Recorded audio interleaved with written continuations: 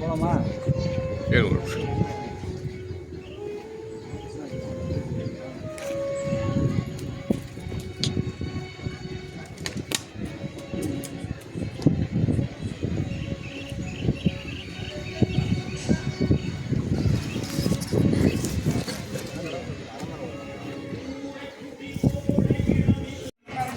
அவர்களின் உடைமைகளையும் எடுத்து சொல்லும் விதமாகத்தான் இந்த போராட்டம் நாம் கையில் எடுத்திருக்கிறோம். அத்தகைய போராட்டத்திற்கு சமூக அமைப்புகள் சமூக நீதியை சமத்துவத்தை விரும்புகின்ற அரசியல் கட்சிகள் பழங்குடி மக்கள் வாழ்வாதாரத்தில் முன்னேற வேண்டும், பொருளாதாரத்தில் முன்னேற வேண்டும் என்று எடுத்து சொல்லி எதிர்வினை ஆற்றுகின்ற வகையில அருமை தாய்மார்கள், அன்பு பெரியோர்கள், நண்பர்கள், குந்துவதற்கு இடம் கிடைக்காதா, படுப்பதற்கு பாய் கிடைக்காதா, ஒரு நிரந்தரமான வாழ்விடம் நமக்கு தேவை என்பதை வலியுறுத்துகின்ற வகையிலேதான் சுதந்திரம் பெற்று 74 ஆண்டுகள் உருண்டோடி விட்ட ஒரு அவ்வள நிலை, கேடு கெட்ட நிலை இந்தியா பூராவும் இருந்து கொண்டிருக்கிறது. அதனை அரசனுடைய கவனத்திற்கு கொண்டு செல்வது நமது கடமையாக நாம் கருதுகின்றோம். உனக்கு முன்னால் போராடிய பல்வேறு அமைப்புகள் மத்திய மாநில அரசுகளுக்கு விடுத்த வேண்டுகோளுக்கு அடிப்படையில் எத்தனையோ கமிஷன்கள், பாண்டோபாத்யாயா கமிஷன், பாண்டோபாத்யாயா அவர்களுடைய தலைமையிலே போடப்பட்ட கமிஷன் குடியிருப்பதற்கு 1.25 சென்ட் அல்ல, 1 சென்ட் அல்ல, 15 சென்ட் நிலம் கொடுக்க வேண்டும். கிராமப்புறங்களிலே உழுகின்ற வாழ்கின்ற விவசாய தொழிலாளர்கள், பழங்குடி மக்கள் பராரித்தனமாக இருக்கக்கூடிய வாங்கிக் கொள்வதற்குத்தான் அந்த 15 சென்ட் இடம் அளிக்கப்பட வேண்டும் என்று நாம் சொல்லவில்லை. மத்திய அரசு போட்ட பாண்டோபாத்யாயா கமிஷன் மத்திய அரசுக்கு பத்தனை கமிஷன் எப்படிப்பட்ட பரிந்துரைகளை கொடுத்தாலும் அவர்களை வாங்கி செயல்படுத்தாத ஒரு வக்கற்ற நிலைதான் மத்திய என்ற கேள்வியை கூட நீங்கள் முன்வைக்கலாம்.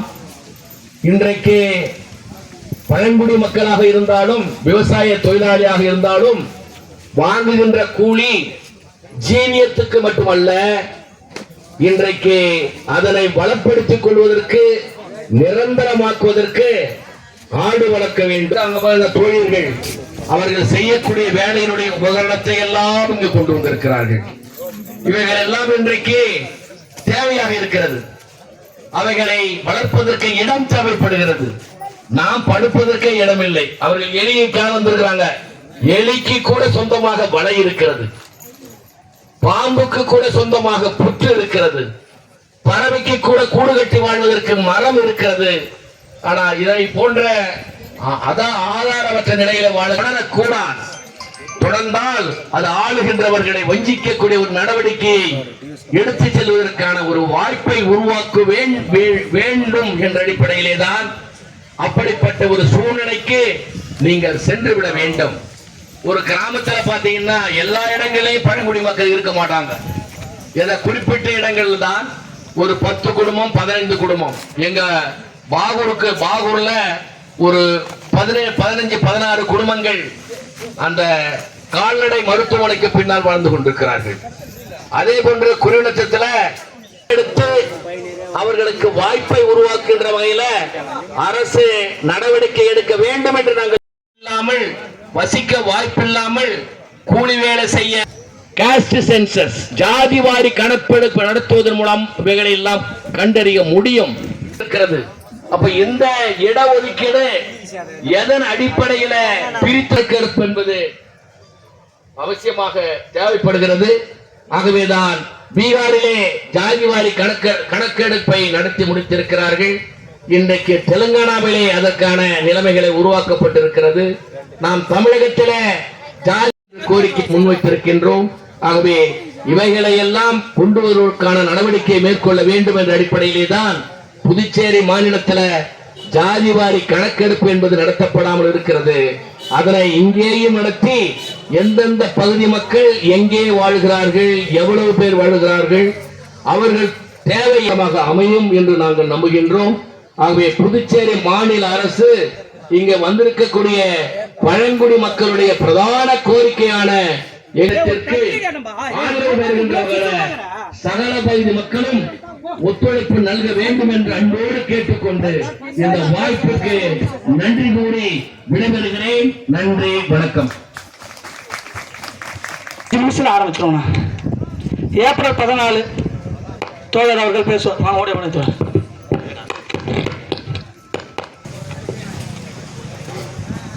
ஈருளர் பழங்குடியினர் இந்த மக்களுடைய இயக்குனர் அவர்களுக்கு தெரியவில்லையா, அந்த அதிகாரிகளுக்கு தெரியவில்லையா, சொல்வதற்கே மிகப்பெரிய மரியாதைக்குரிய கட்சியின் துணை பொதுச்செயலாளர் அண்ணன் பாவனோட 2 நாள் முன்னாடி தான் சொன்னேன்.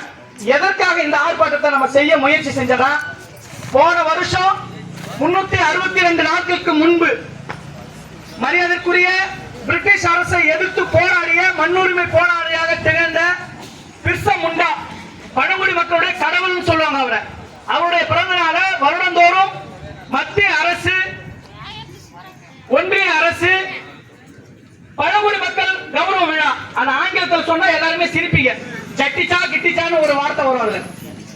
அதை கூட அப்படியே தான் பதிவு போட்டிருந்தாங்க போன வருஷம், ஜட்டி பனியன் விழான்னு சொல்லிட்டு. மிக மிக கொடூரமான ஆளுங்க. அப்படி பழங்குடி மக்கள் கௌரவ விழா ஒரு விழா அப்படின்னு பச்சை போய் சொல்லி ஒரு ஆளுநர், யாரு, இந்த புதுச்சேரியுடைய ஆளுநர் தமிழிசை சவுந்தரராஜன் அவர்கள் பேசுறாங்க.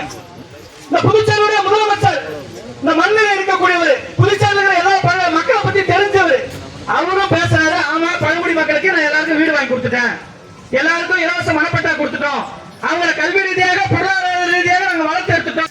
ஒரு தொழில் செய்யணுமா, வங்கியின் மூலமா கடன் கொடுக்கணுமா, ஆமா, பழங்குடி மக்களுக்கு தான் நாங்க கொடுத்தோம். அப்படி எல்லாம் பொய் சொல்ல முடியுமோ அத்தனை பொய்யும் போன ஆண்டு நடந்த விழாவில் சொன்னாங்க. நான் போய் எல்லாரும் மாதிரி கம்முனு தான் உட்கார்ந்து இருந்தேன்.